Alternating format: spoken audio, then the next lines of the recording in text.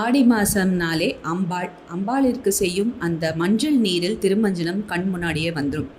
மஞ்சளுடைய history பார்த்தோம்னா maximum use பண்ண state எக்ஸ்டர்னலான்னு பார்த்தா அது தமிழ்நாடு, ஆந்திரா, கர்நாடகா, இந்த மாதிரி சவுத் இந்தியன் ஸ்டேட்ஸில் பெண்கள், அதாவது பெண்கள்னால் நம்ம ஃபஸ்ட் இதுக்கு முன்னாடி ஜென்ரேஷன் முன்னாடி பாட்டிமார்கள் 1940s பிறந்த பாட்டிமார்கள், அதுக்கு முன்னாடி இருந்த பாட்டிமார்கள்லாம் நிறைஞ்சு முகம் ஃபுல்லாக உடம்பு ஃபுல்லாக மஞ்சளை தேய்ச்சிட்டு அந்த பெரிய குங்குமம் போட்டு வச்சுட்டு தலை ஃபுல்லாக மல்லிப்பூ வச்சுட்டு அடடா அந்த அம்பாள் மாதிரியே வருவாங்க. நம்ம அம்மாக்களும் கொஞ்சம் கடைப்பிடிச்சாங்க.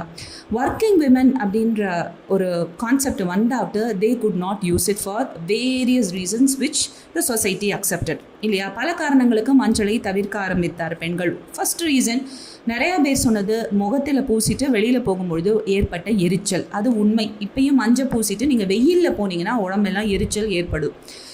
எல்லாருக்கும் கிடையாது. அந்த பித்தம் அண்ட் ரத்த பிரகிருதி இருக்கிறவங்க, அதுக்கப்புறம் நெத்தியில் கூட வாதம் லைட்டாக அதிகமாக கொஞ்சம் கிராக்கோ கொஞ்சம் பிம்பிளோ இருந்தால் அந்த மஞ்சள் பூசின உடனே சில எரிச்சல் ஏற்படுது. அது உண்மையான ஒரு விஷயம். அதனால் தவிர்க்க ஆரம்பித்தாங்க. அதனால் ஏற்றுக்கிட்டோம்.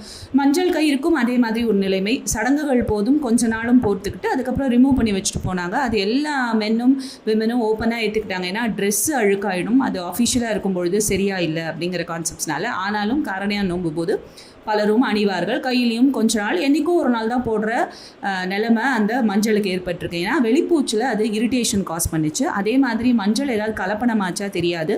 மஞ்சள் வளரும் பூமியில் ஏதாவது காரத்தன்மை இருந்து அப்படி அதனால கூட அந்த எஃபெக்ட்ஸ்லாம் வந்திருக்கலான்னு புரிஞ்சுக்கிட்டோம். இது வெளிப்புற மஞ்சள். இதுக்காக கருப்பு சட்டை போட்டவங்க அந்த மஞ்சளை அவமதிச்சிருக்க வேண்டாம், அந்த மஞ்சள் கயிறையும். சரி, அது ஒரு புறம் இருக்கட்டும். உள்ள சாப்பிட்ற மஞ்சளுக்கு என்ன ஆச்சு அப்படின்னு பார்த்தோம்னா, உள்ள நம்ம இன்னும் சாம்பார், ரசம், பொரியல், பாலெல்லாம் கலந்து சாப்பிட்டு கொண்டே தான் வருகிறோம். ஆனால் இப்போ கர்க்யூமின் அப்படிங்கிற வேதிப்பொருள் அதிகமாக இருக்கிற மஞ்சள் விற்பனைக்கு வந்திருக்கு. Thanks to our prime minister Modiji. இத்தனை உசுறு விட்டு மஞ்சளை எடுத்துக்கொண்டு அவர் யூரோப் ஃபுல்லாக நடந்து கொண்டு இருக்கிறார். அதெல்லாம் கீழே அப்சர்வ் பண்ணுறவங்களுக்கு தான் தெரியும் மஞ்சளை எப்படி அவர் ப்ரொமோட் பண்ணுறார், மஞ்சள் இண்டஸ்ட்ரியை, ஆயுஷ் சிஸ்டம் வளருவதற்காக அப்படின்னு.